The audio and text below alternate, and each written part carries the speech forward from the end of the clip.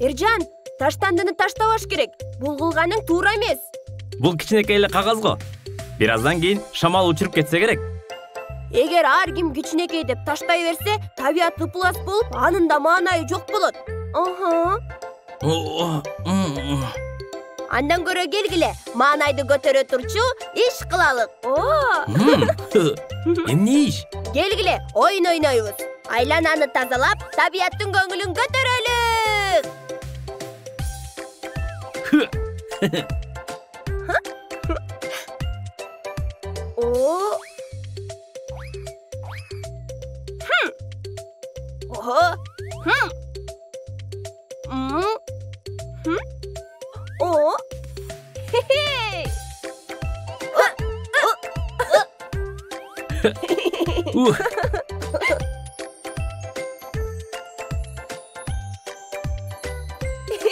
Карагылачы, Айлана бизге ыраазы болуп жаткандай.